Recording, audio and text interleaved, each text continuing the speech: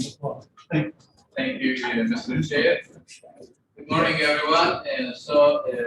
Really, I am delighted to be here, and thank you, Nevin, for inviting me to share what I think and what I have done in the area of hydrogen energy technologies, and we'll link them to sustainable development.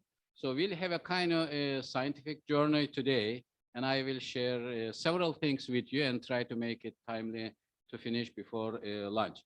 So the title of my presentation is New Paradigms in Sustainable Energy Systems with Hydrogen. So some introductory information, very quick, and making or little bit dwelling on global challenges. Yes, of course, yesterday, today, and there were some presentation getting on. And what I'm trying to show here, in any list you see, of course, pandemic is sitting on the top. But if you put it aside, what is the first? Really, energy. Energy is ranking the first. And if you look at the rest, and the rest is going to be really followed by environment, economy, water, food, etc. So really going that way. So I am really leading the Clean Energy Research Laboratory at the university. And I have been leading various projects and related to hydrogen and fuel cell technologies, renewable energy technologies, energy storage technologies, hybrid and integrated energy systems, electric and hybrid electric vehicles, and alternative fuels and production technologies. So I will be giving various examples. By the way, you will be seeing a little later. And also, I introduced the dimensions of sustainability. Of course, you see many people have their own way, and I do have my own way. And really introducing them by using 5 E's. And these 5 E's will be energy, education, economy, environment, and ethics. People sometimes question, why ethics? Where is the social dimension? I tell them ethics is like a bigger shelter, and it has social dimensions in it. So that's why it is very important in sustainable development to cover the ethical dimensions. And we have to, of course, in order to get into the development, and we need to understand the needs. The needs are very clear. So what are these? People need clean air, clean food, clean water, clean energy. If energy part is not clear or clean, and it will affect water, food, and air. And that's why we have been ending up with the various issues, locally and globally. Look at the energy equation. Energy equation had the 3 prime sources: fossil fuels, nuclear, and renewables. So since this is out of our equation, and what is left? We are left with nuclear and renewables. Also, I have this 3S for 2S concept. This is why 3S, and when you look at the energy domain, really everything is coming down to 3S. What are those? Sources, systems, and services. Services means really the useful outputs produced by the system, or the commodities needed by the people and societies. So that's why I see these are going to be very important in order to help achieve sustainable society. And that's why what is needed? You need sources. And then, of course, you need services. And you need to develop your systems accordingly under this category. And then also I get into this, drugs versus energy solutions. This is very important. First, we need to recognize the similarities. And of course, we have energy options, a wide range of energy options. And then we have drugs out there for people, of course. And we know every drug has some side effects. And similarly, whichever energy solution you pick, you will definitely end up with some side effects. So what is now critical? Just like the people, imagine two people may complain from the same disease, going to the same doctor, but ending up with two different prescriptions. Why? Because not everybody is going to accept that kind of treatment. So that's why, by considering, certain, let's say, allergies or maybe other issues and etc. So similarly, energy solutions should be really designed that way. Just like the way we try to cure people. Of course, it is time to change our diet. So I tell people, of course, it's like switching from junky food into a healthy diet. Similarly, we are going to be switching from, let's say, fossil fuels based diet into let's say, into a renewable energy based diet. Also, we need to look at and understand the need of energy. When you look at historically to see humankind, of course, energy consumed. This is, by the way, drawn by one of my PhD students using the data from UNESCO. And if you look at here, even covering this, you see with the mask and stuff during pandemic, of course, and now future. And when you look at this energy consumption, really the rate has been increasing exponentially and will continue increase that way. I also introduced the clean energy portfolio. Clean energy portfolio, really, I start with this exergization. Definitely everything is coming down to concepts. And concepts, of course, very important, especially under thermodynamics. You have first law, second law, and then, of course, you have energy and exergy approaches. And it is really critical to have the exergy tools utilized for system design, analysis, assessment, and implementation. And then next, greenization. We really need to greenize our existing systems, make them more environmentally benign.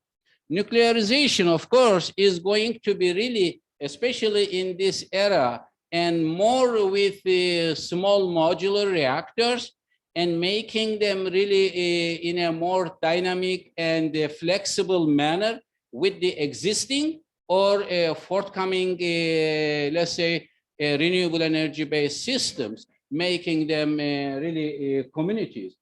By the way, not necessarily. If you are able to manage everything with the existing resources plus renewables, you don't need. But there is a way and really to manage it, especially for the industrial needs to make this hybridization.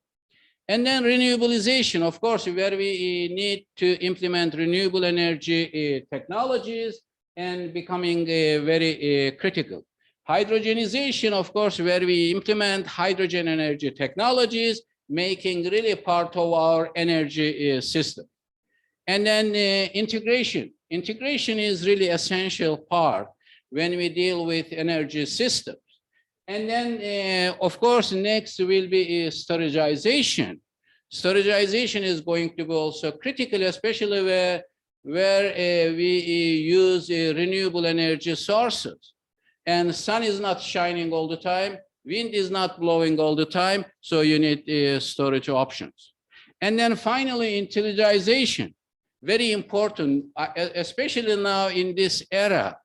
And we have artificial intelligence tools to really consider and deploy in energy systems and applications. And now also I look at this targets. Targets are very important. What to achieve? Better efficiency, better resources use, better cost effectiveness, better environment, better energy security, better management. So these are going to be essential in achieving a better sustainability. So slowly getting into hydrogen. And you have to look at this, this is very important. History of fuels. And humankind started with wood, later with the Industrial Revolution, into coal, later oil, natural gas. And when you look at the carbon-hydrogen ratio, is really getting down. Now we are moving into a carbon-free society. And carbon-free society is not going to be possible without hydrogen. So hydrogen. Now when you look at the hydrogen, people think, oh, okay, some people call it as a fuel only, some energy carrier, and I see a bigger role with this feedstock, hydrogen as a feedstock. And why, I will explain now. This is one perspective article. I published this in May 2020. And when the pandemic actually started in March 2020, and I was thinking, this is something very critical and it's gonna be a turning point. And turning point in a way to close carbon age, but opening hydrogen age.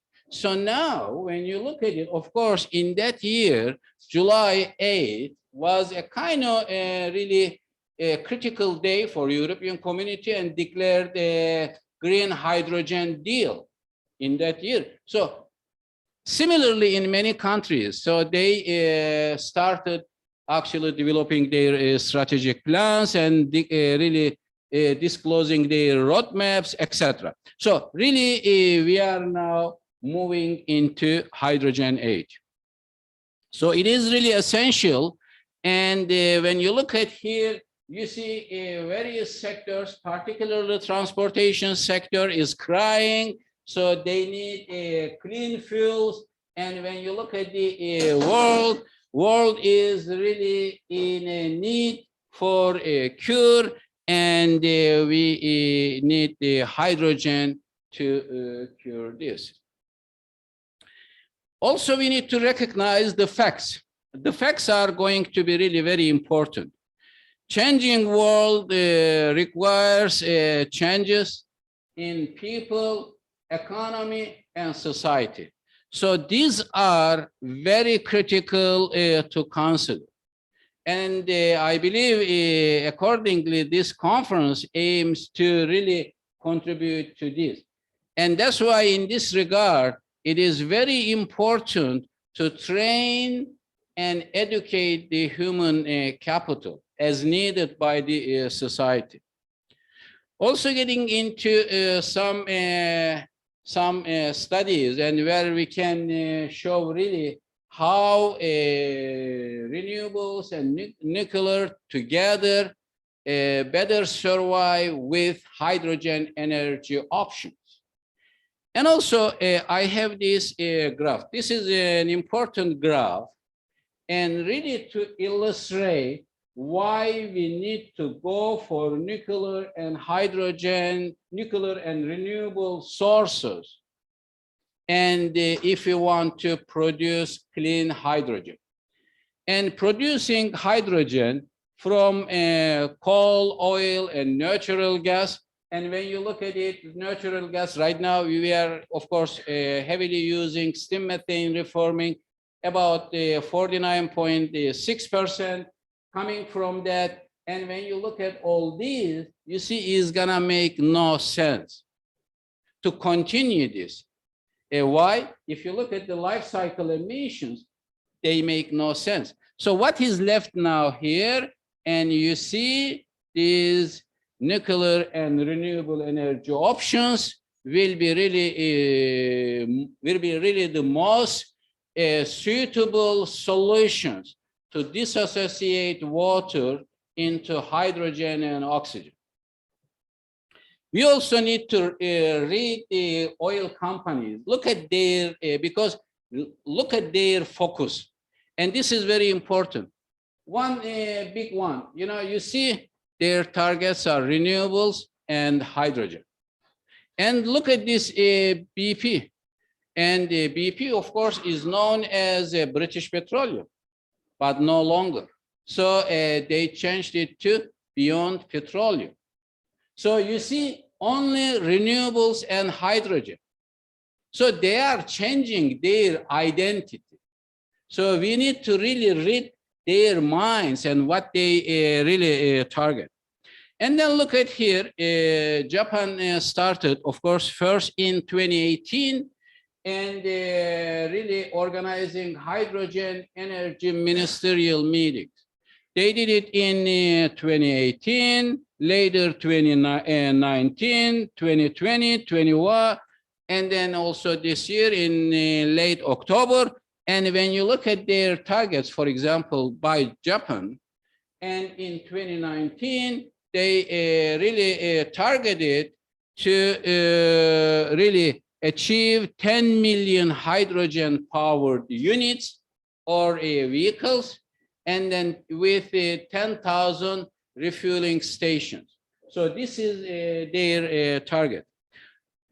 And of course, in various countries, including Canada, they have got, of course, hydrogen initiatives. And hydrogen initiatives, having their clean energy ministerial. And this is very critical, aiming again to bring clean energy solutions with hydrogen. And also, of course, every country, almost every country has started preparing their strategic roadmap, and Canada made it as a vision for hydrogen in Canada in 2050 and making the country a carbon neutral country. So really announcing blue and green hydrogen strategies. And why blue? You know, of course, green mostly, coming from renewables, and then blue is gonna be, you see, still continuing actually using the fossil fuels, primarily natural gas, but adding carbon capturing in it. So with the carbon capturing cycle, making it blue. To look at the research and development efforts in Canada related to hydrogen energy technologies, and my home university is leading by considering the publications, theses, patents, and etc. So really, my university is leading, and in my university, I am really leading these efforts. Also, to look at this is something very important, 18S approach. And this is especially coming down to hydrogen production. So if we target hydrogen production and what components will be really critical. So these are, as you see, under 18S, including all these, you see, primarily from scope, staff, scale up, safety, etc., going all the way to standards. Technically, these are going to be very critical. And we need to consider, by the way, and we have done various studies, and I asked my PhD students and to do various actually studies where we evaluate various technologies by considering those components, and to really look at it based on that and ranking them, of course, by having it between 0 and 1, and 1 is going to be, as you see here, really the ideal, and then accordingly doing it for various technologies. And whenever we develop a specific technology, we have made it for I will show a little later various technologies, and really they are doing very well in terms of these approaches. And then I led a project, and this project was about Oshawa hydrogen hub development. And this is a hub development is a critical process, and which is very essential in the hydrogen economy. And we did it in Oshawa, and this was really by considering these 3S concept and sources, potentially what sources are available, nuclear and renewables are available in Oshawa. So we listed them here accordingly. And then also what is needed, and really aim to, with this hydrogen hub, targeted to produce clean hydrogen. And clean hydrogen, accordingly considering the technologies developed by us at the university, having those technologies, so making really the university a powerhouse. And then with the partners and developing this alliance, and also of course did a comprehensive study. We have published some of that, and really considering the Oshawa, even extending it to Ontario, and making these studies by considering, and also of course performing life cycle assessment studies as well. And obviously we see, you know, this is if we use grid electricity, nuclear, renewable, and the advantage over there, primarily in Ontario, really relying on renewables and nuclear. So that's why the grid is quite environmentally friendly. Also consider various scenarios. This is like having the university as a hydrogen production location, and then also making the rest of the assignments with the Pickering nuclear station, and there is also Darlington, making them part of this, additionally adding renewables, and then by considering different types of transportation modes as well. Also to look at the emissions, and this is also another additional study, and by the this is public transportation in Toronto, and then ask us to look at the emissions for various modes, and the fuel cell electric bus, diesel, compressed natural gas, battery electric, and looking at those and really having this fuel cell electric bus, because at the end this is hydrogen electric bus or battery electric bus. So there is only little difference, but the source is going to be very critical. Also, the ministry asked me to study, you know, this was a kind of joint project to look at the hydrogen sector development. And hydrogen sector development in Canada, because they do care about job creation. They do care about really the market development. And also look at it, you know, what specific needs are going to be critical, and also look at the challenges, etc., and then look at the pathways accordingly. So this was a comprehensive study, really making this report. And also we published some of it. I think it was March when it was published. Also, additionally, another study. This is hydrogen farm concept. And you might have heard about the solar farm, wind farm, etc. So, okay, then what is this hydrogen farm?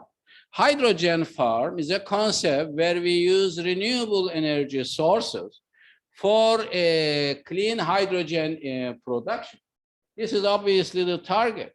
And you see, we have the renewable energy sources, and we have the systems accordingly and then producing hydrogen, and then also, of course, transferring to or transporting wherever you want to use.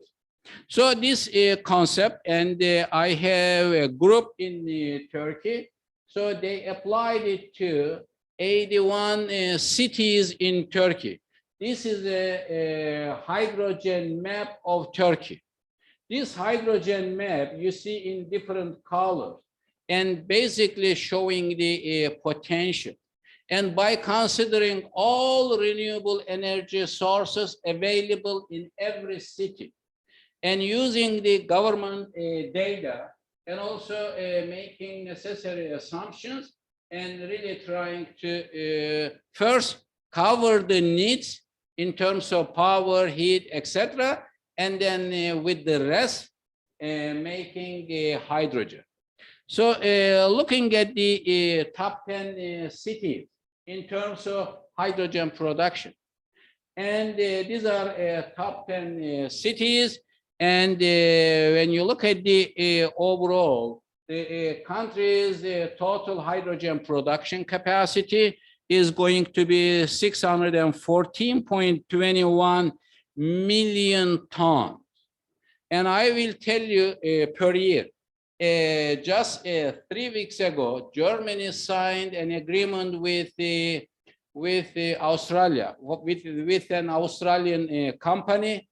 It was a $50 billion deal, and to get 5 million tons of hydrogen up until 2030.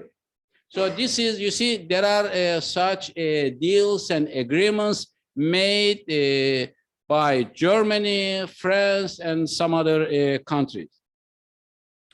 Also, I led a project in Turkey, and this project was related to renewable hydrogen for natural gas.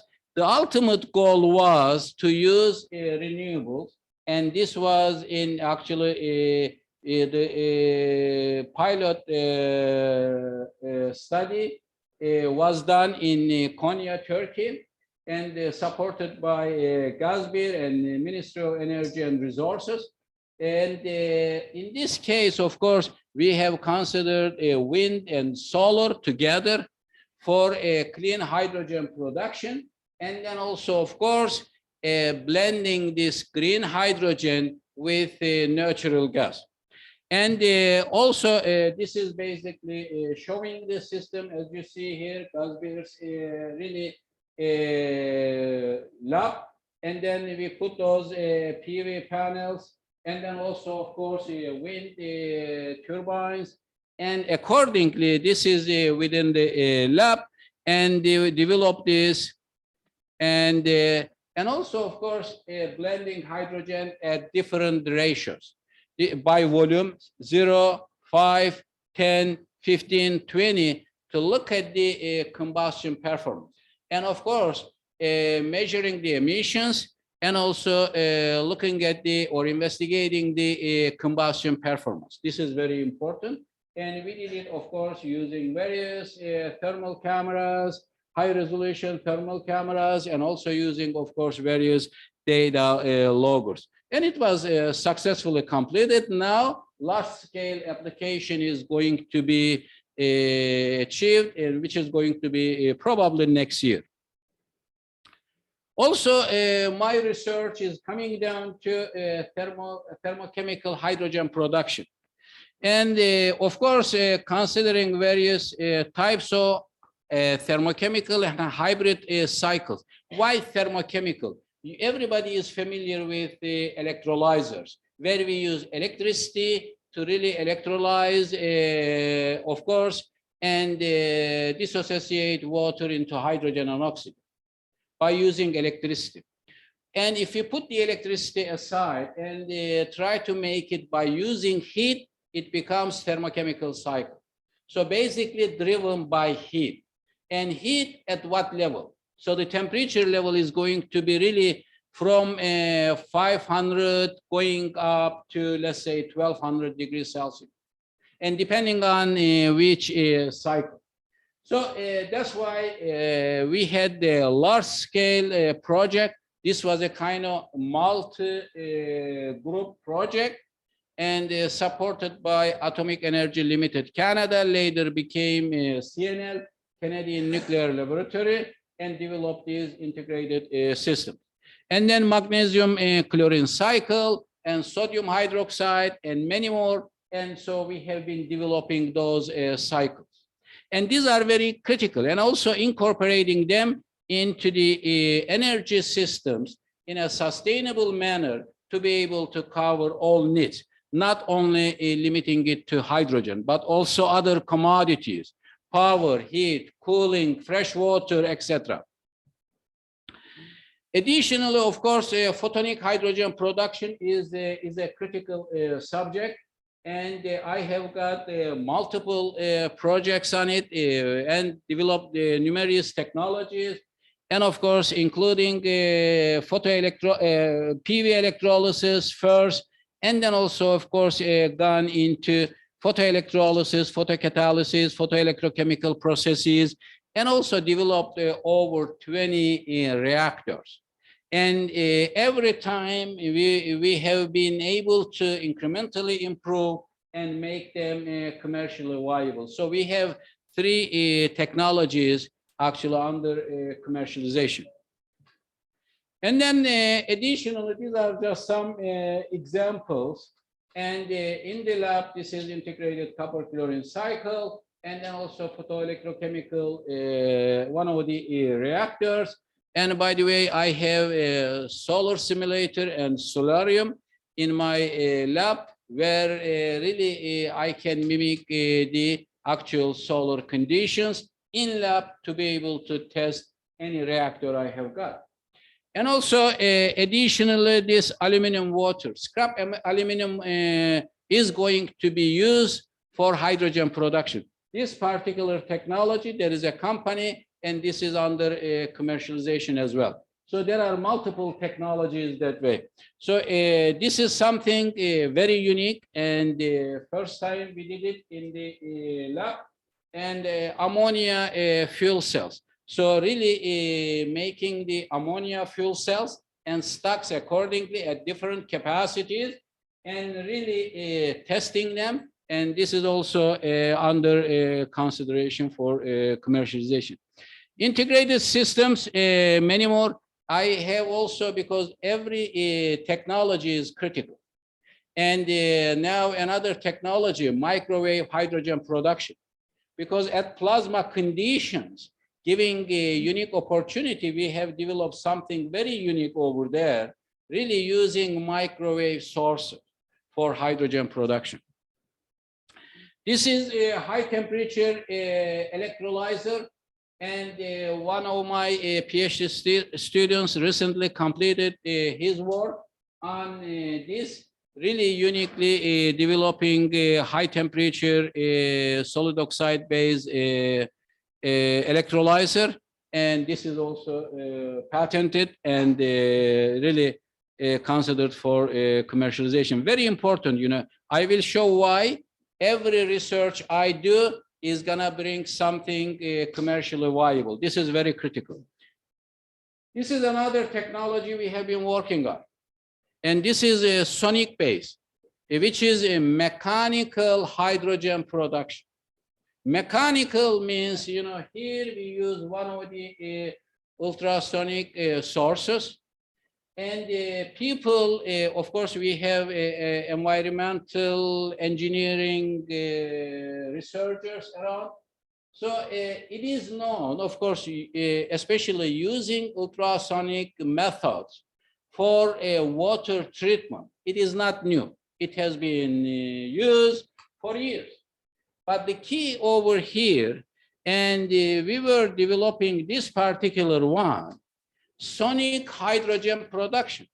And the concept was, why to use, let's say, clean water? Why not taking dirty water, which is going to be wastewater, and then treat it ultrasonically? And then also, again, using ultrasonic methods which is going to be really sonically producing hydrogen. And also developed that and a very interesting technology. And we have found out carbon dioxide, injecting carbon dioxide is gonna enhance the hydrogen production and improve the efficiency. Very interesting.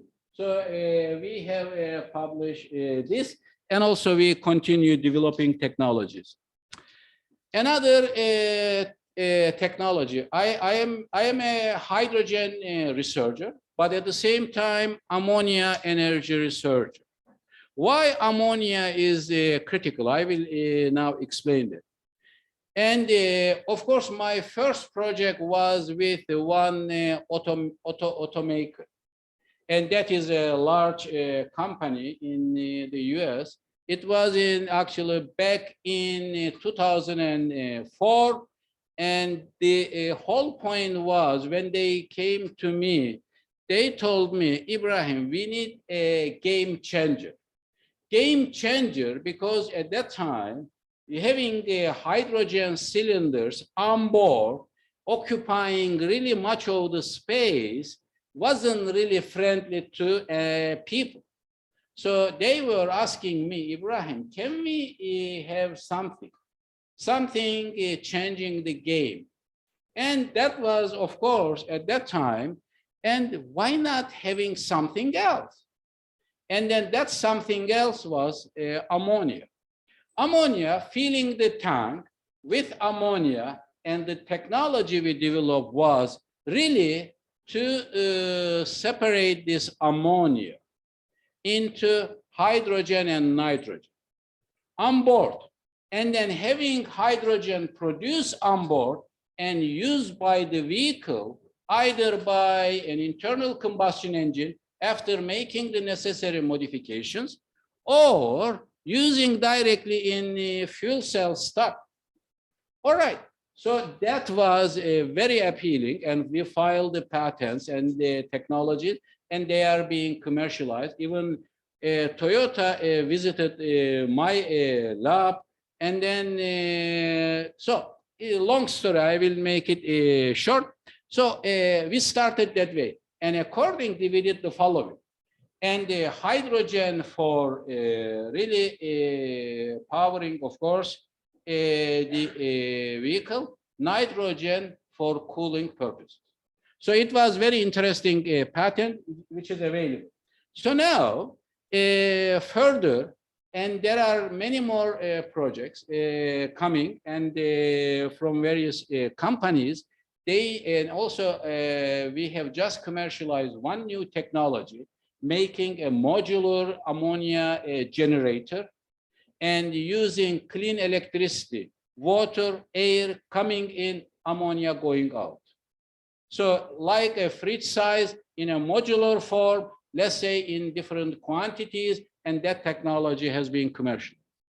And then now, accordingly, we do here, of course, we have air separation, and then we get the nitrogen, we have a clean hydrogen, and then what we do, we synthesize into ammonia cleanly. So ammonia, if you look at here for various sectors, ammonia is not new. In refrigeration industry, has been known for many years. It is an excellent refrigerant. And I remember when I was working in Marmara Research Center back in 1988, I read an article from a Danish researcher, Gustav Lorenzo, and saying that ammonia is an excellent refrigerant. Seriously, it is an excellent refrigerant. And then also excellent working fluid, and for organic Rankine cycles, and develop multiple organic Rankine cycles, and we have filed the patents as well. And then going to, let's say, various systems as fuel. Now as fuel, what we do, in this article also we pointed out, and when you come down to use ammonia as a fuel, there are issues. What are those issues? One is a higher autoignition temperature, going up to 630 degrees Celsius, while having autoignition temperature for others around 350 degrees Celsius. Okay, now is going to require an additional process for preheating. And then going further to look at the combustion. And the combustion, low chemical kinetics, low flame speed is becoming an issue. So that's why we have been developing those technologies. What about innovation? Because when you do research, innovation becomes very critical. And I make the dimensions for innovation really with the 5P. And people will be very critical. At the end, the very first is going to be really the people. And what is required? Passion. People have to be passionate. And then next, partnership. And really, it is a critical need to develop partnership. Right policies and processes for implementation. These are going to be very essential in order to achieve innovation. And also, when you look at here, this is technology versus thermodynamics. I look at it this way, because what we do, we have RIC concept.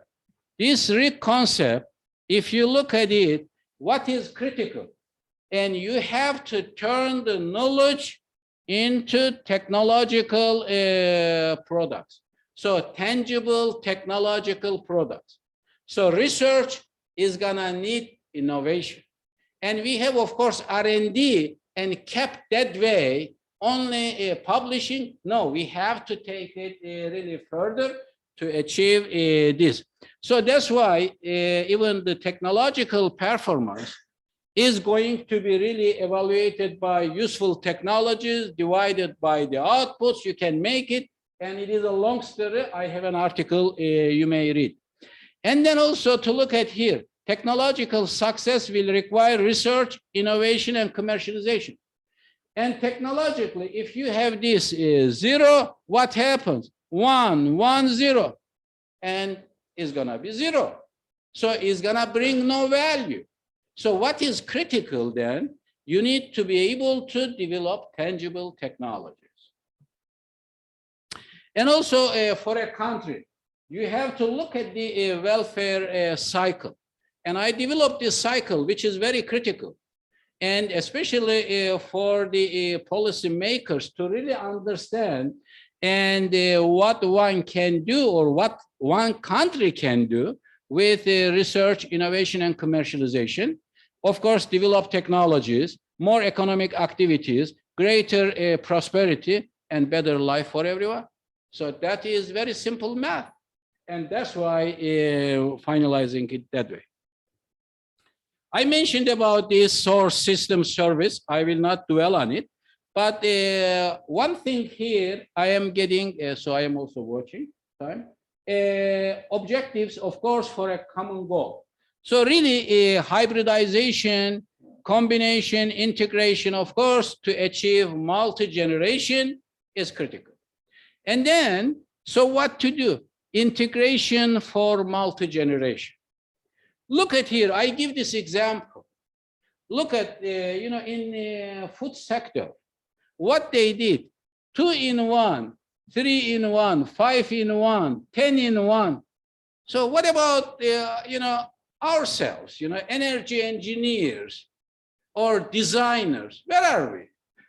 We don't develop our system. And then we present our cogeneration systems proudly, producing actually 2 commodities simultaneously only. Look at this, food sector. They have gone up to 10-in-1. So we have to think that way, seriously. Also look at this, from conventional systems, and this is,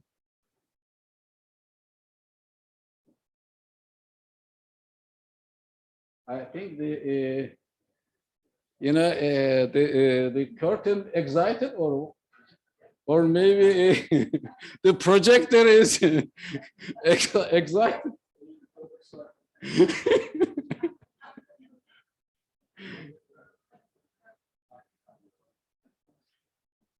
Just calm down, you know, we have no issues, you know. Oh, okay, yeah.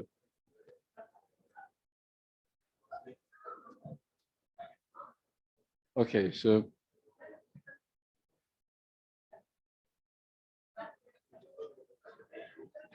I think I had 1 hour, looks like this. Yes, for the projector, I think, you know, because. Huh? For the rest, sorry, you know, we'll make it little, you know, shaky, you know, sorry for that. And to look at the rest. And really, what we aim to do, you know, really, when you look at here, from conventional energy systems getting into sustainable energy systems. And sustainable energy systems, of course, making renewables as part of it and achieving multi-generation. And also you look at here, you see multi-generation. And this is very important. Using the same input to be able to produce multiple commodities and look at the efficiency, of course, single generation, cogeneration, tri, quadra, and even going down to N generation. Very important. And then we have experimental, of course, field system, single, cogeneration, tri-generation, quadra generation. And obviously you see here how exergy efficiency increases. So this is something experimental. We have been developing organic Rankine cycles and the cycler, and those are, of course, require additional presentation. And then to look at the, of course, systems, you know, because this is very important. Developing integrated systems for local communities. This is something very critical. And using, of course, here, municipal wastes, sewage, sludge, wood samples, textile, etc., depending on what we have got, and gasification, and you see into other. So this is one important one, having a biomass-based cogeneration system with desalination. And then also to look at the hydrogen production. Similarly, hydrogen production this time, and we do have renewables incorporated into, we do have wastes additionally, and then also deploying thermochemical cycles. And you see here, we have electrolysis, we have syngas, of course, separated and cleaned. And then you see, we have hydrogen. Hydrogen is going to be blended with the natural gas and then used in various household appliances. Additionally, of course, to look at the similar systems, this time we have a biomass source as rice husks, and then also integrated with, as you see here, we have a solar tower and, of course, solar field accordingly. And of course, this system is aiming to produce hydrogen, cooling, power, fresh water accordingly. Similarly, another systems, and these systems, by the way, under a specific project, and we have developed multiple systems. So I will not much spend time on it, but maybe this particular one was the most recent one for the, of course, for our region. And this was a very interesting project. They came to us, by the way, Jiri, this is in your journal. And this waste to energy system, and really developing it accordingly, really incorporating renewable energy, and also, of course, using the tires, because in Oshawa, we have GM's factory. So they are also collecting actual tires, old tires or waste tires. And so we have considered those and developing, of course, really for multiple useful commodities, from power to clean water. And then more recently, this is also a very interesting one. This was funded by CNL and also International Atomic Energy Agency. And this project was, I led this really to couple renewables with SMR, small modular reactors, and targeting really, let's say, indigenous communities where native Indians live. So because they are paying almost $35 per liter of gasoline. And this is too much. They have been using, of course, they have no access to grid, and they are using power generators, and the cost is very high. So that's why we developed this, and then also, of course, making it this way to be able to address multiple targets as included by the United Nations in their Sustainable Development Goals. And then also doing, you see here, clean water, food, greenhouses, etc. So including everything that way and targeting this Nunavut territory. And then I am finishing off. This is my actually the one before the last slide. And the integrated methodology, this is also very important to look at the sustainable development models. And we have been developing such a model. And this is one of my PhD students, Azam Aburash, and really assign him this work and to study the world's cities in terms of sustainable development index, to be able to apply, see, and then ranking them accordingly for that. So this is a kind of summarizing the methodology, but I'm not getting into because it will take otherwise long time. So really now trying to summarize, and you see we have been facing great challenges. And of course, sustainable development is going to be essential. And if you want to achieve that, you need to come down to dwell on energy and get it in a clean manner. And that will require hydrogen cleanly produced. And of course, innovation is going to be really essential in developing those technologies and making really tangible technological products. And system integration for multi-generation is essential. We shouldn't only design the systems for only a single commodity, rather than, of course, instead, we need to really make it for multi-commodity. So integrated solutions are going to be very critical. And finally, what else for future? There are still many things we cannot predict. So, and then little advertisement, and we have the World's Hydrogen Energy Conference coming next month. And then this way I finish my talk. Thank you very much. And I hope you have enjoyed it.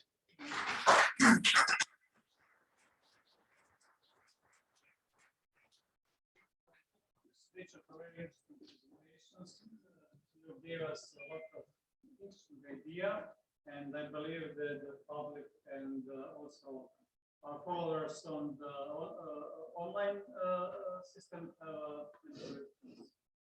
please, yes. Professor Dincer, it's a great pleasure to attend this lecture. Very informative and very.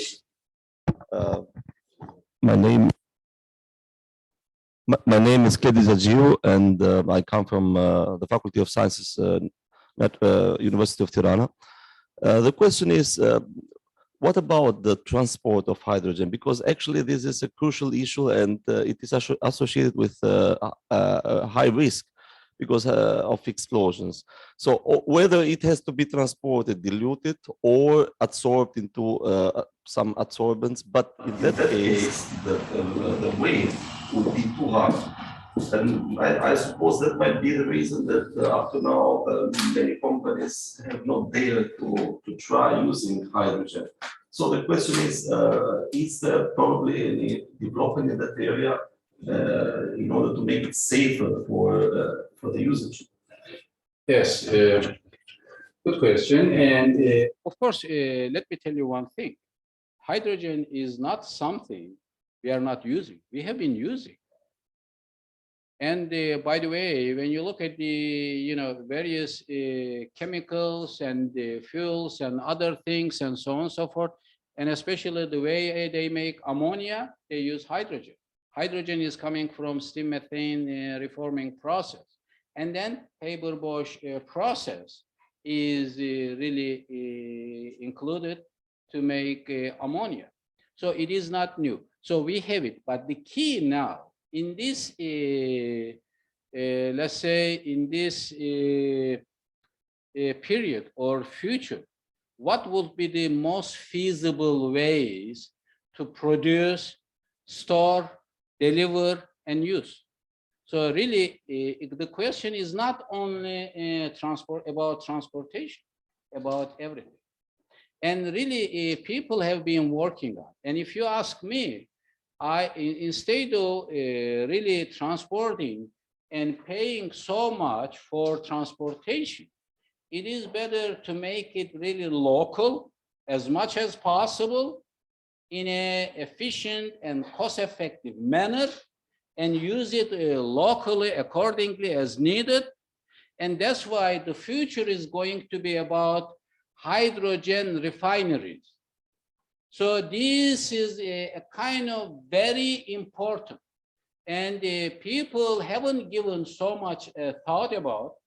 That's why I mentioned about hydrogen farms, hydrogen refineries have to come. Why? Because in this hydrogen era, what will happen? We need, I haven't shared the work, on renewable fuels, and we have been working on, and I have multiple projects on it. So renewable methane, renewable methanol, ethanol, DME, etc., etc. And what is needed? Hydrogen. Hydrogen, clean hydrogen. What else you need? You need a carbon source, carbon dioxide, carbon monoxide, depending on what stream you have got. Even carbon capturing may be incorporated into this to make it that way, or use another carbon source. So there are multiple ways to look at it. And then also hydrogen production. I presented here, but there are also many other methods, even biological hydrogen production. So the point I am trying to make, renewables are not going to be the only ways. Renewables, nuclear and biological, other sources. So there are multiple methods. And that's why every country has to develop their own strategic plan about it.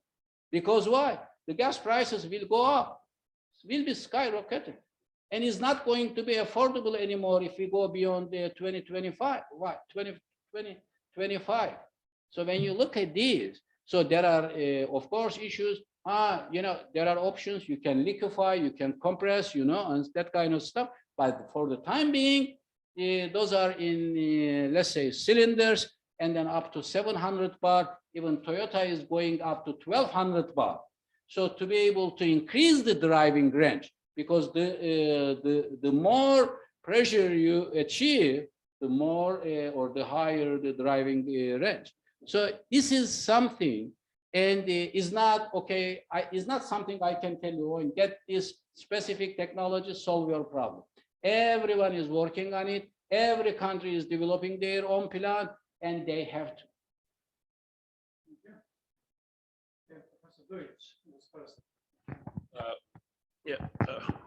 There is there is quite of a consensus that hydrogen is coming, but there is not much consensus of which steps are going to be taken at which point. European Union has decided to go for electrolyzers first, to invest a lot in reducing the cost of electrolyzers, And that makes sense from the point of view that we don't really need more gray hydrogen. But that also, on the other hand, depends on increasing penetration of renewables significantly, so that we have by 2030 enough of excess renewables to produce enough hydrogen. So do you see this as a right strategy, or you would propose a bit different one? Right strategy. Why? Because they go by the facts. What are the facts? Facts are, when you look at the commercialized technologies, electrolyzers are leading. So that is true. So what you do, you go with the first choice. And obviously that is what it is. And then the next, this doesn't stop. And the other technologies are coming. Thermochemical, photonic, sonic, biological, etc. So depending on the source you have got, and you really need to work on those technologies as well. But the choice that way, going first with the electrolyzers, that is correct. Why? Because there are commercially available products out there. Alkaline, PEM type, solid oxide. So these are available. That's true. But again, one thing maybe you said that not sure, but this is definitely it is if you put it this way, why they make it. The intent is not only really about environment. At the end, every global company has some global targets to make profits. So these new technologies will enhance their portfolio and give them opportunity. So that's why it is also very profitable for them. Thank you. I very much enjoyed that you stressed side effects, because we are not, we shouldn't focus only on CO2. We should focus on the variety of environmental protection and side effects. And each source of energy has got side effects. Well, if you say hydrogen, many people say Hindenburg. Do you know what is this airship which exploded?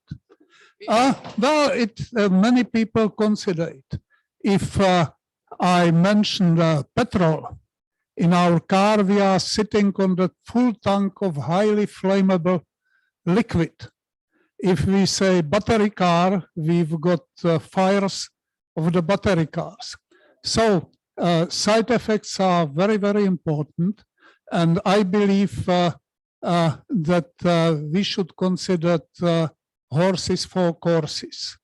In some cases, an ideal energy carrier would be hydrogen. In some cases, it would be electric power. In some cases, it can be steam or hot water.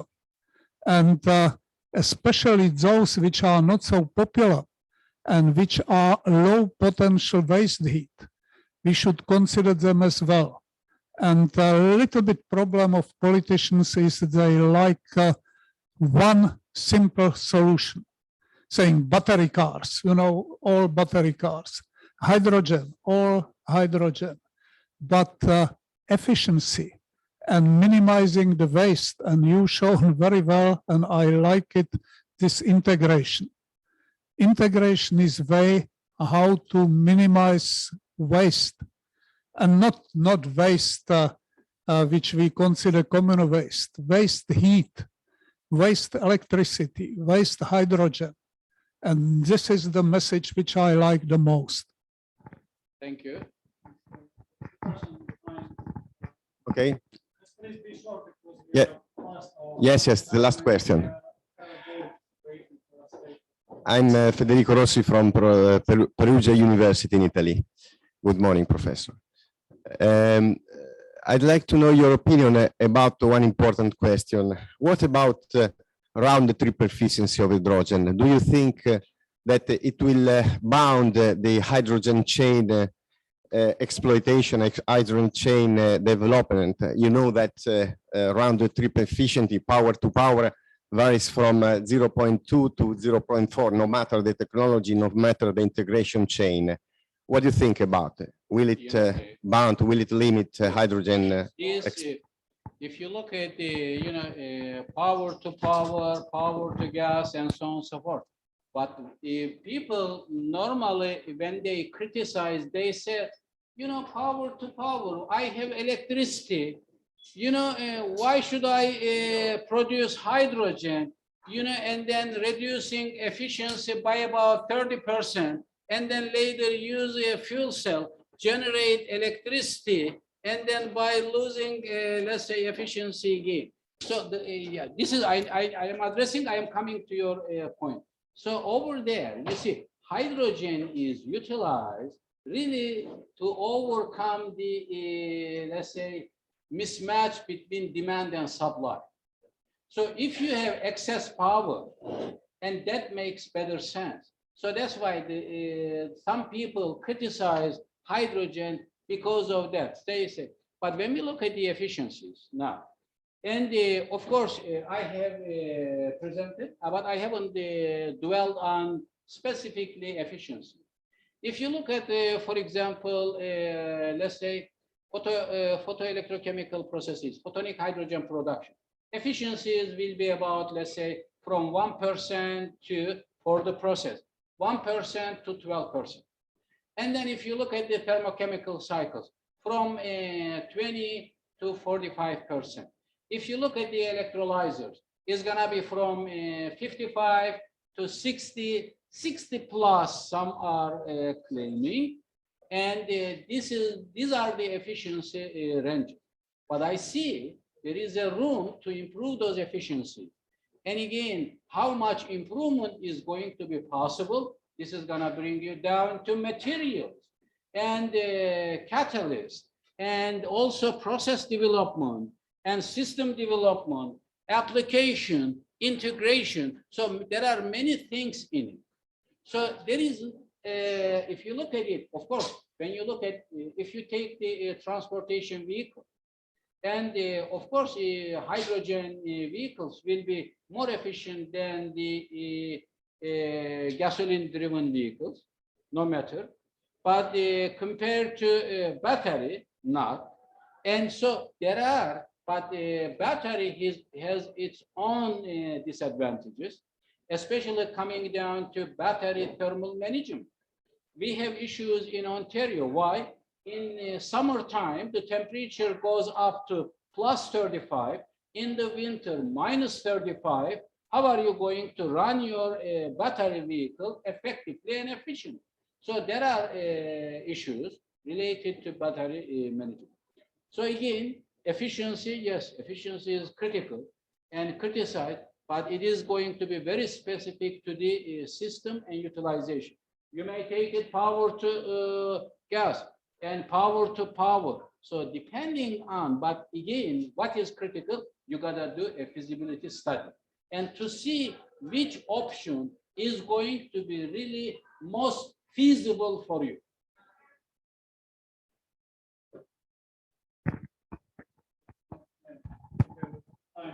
To your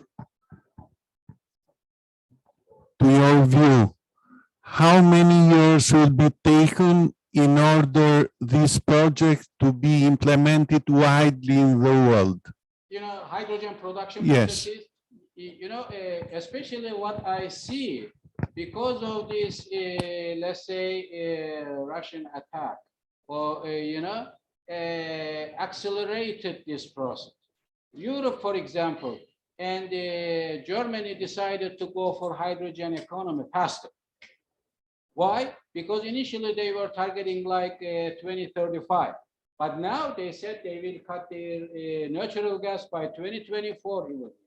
So and they are going to import hydrogen, clean hydrogen, and they have been signing agreements with the African and the Middle Eastern countries as well. Why? To get renewable hydrogen. So this is going to be, and I believe such increasing prices gasoline and others, you will see they will include carbon taxes, they will include other fees, and so on and so forth, and it's gonna be double or triple or quadruple. So that's why it's gonna be faster. You know, they say they target 2030, you know, to have hydrogen, clean hydrogen production at $2 per kilogram. But by going this way and drastically making the changes, and I'm sure it's gonna be even $1. $1, they will make it. So it's gonna be really cost effective. But also, I am not saying everything has to be replaced by the hydrogen energy system. No, I am not saying. But what I am saying also here, you need to look at, you know, to use it as fuel or as energy carrier or as a feedstock. But more importantly, as a feedstock, I see more value in it. That's why I am proposing to go for other alternative fuels like methane, methanol, ethanol, because we have our existing system running on them. So what we do, we have clean hydrogen without using fossil fuels, do carbon capturing if necessary, or use the carbon sources and then produce a clean hydrocarbon fuel. And we can make it. So my aim is to make that and use hydrogen as a feedstock.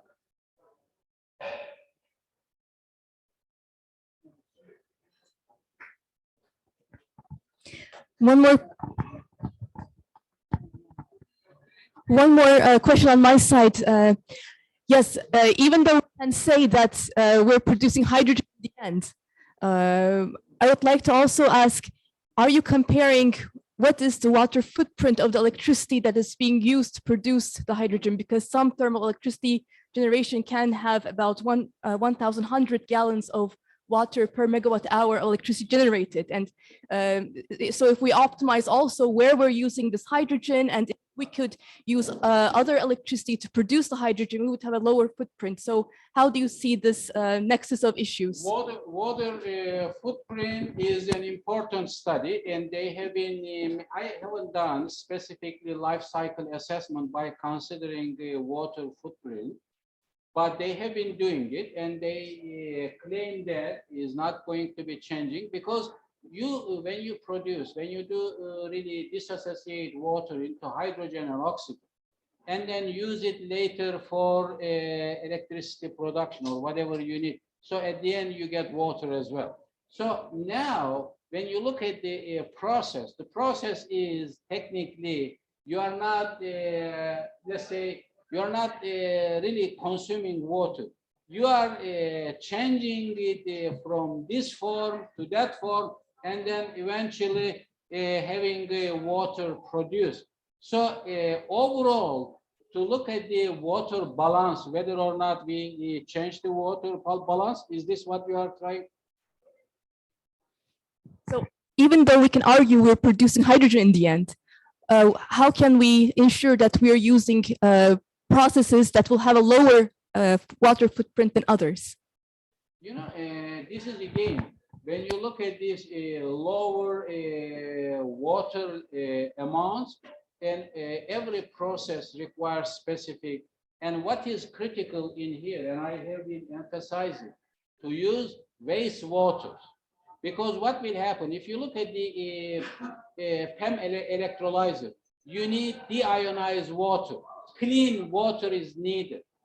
So you need to clean the water and use it accordingly. You cannot even use tap water. Tap water is not suitable. You need to use deionizer to prepare the water for the unit. So every process, and that's why I have been incorporating here wastewater treatment, and so that what we do, rather than we are dwelling on let's say drinking water, we can dwell on salty water, for example, for the processes we develop, chloralkali process we develop. I haven't mentioned here another technology, and at the same time producing chlorine gas, and then which is commercially valuable and more expensive than hydrogen at present. So there are various ways, but having a kind of, let's say, some people are trying to, oh, water issue or other, no. You gotta study and make the case. If you don't have the data, because this is the way sometimes people make, oh, you know, people say so. No, you gotta make data and come and speak with data. So that's why it is very important.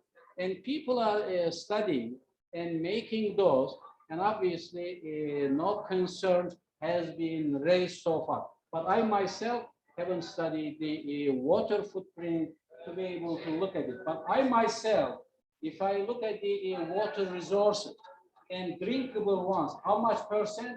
2.6% only. Whatever, you know, if you consider the world's water resources, only 2.6% is drinkable. The rest is not. So that's why we need to use other sources, salty water, wastewater, and things like that to prepare and make. And then when you have it for after the fuel cell, and some companies make advertisements saying that after the fuel cell, you can drink water. The water is going to be that much clean. Anyway, so this is a long story. Anyway, I cut it here. Thank you.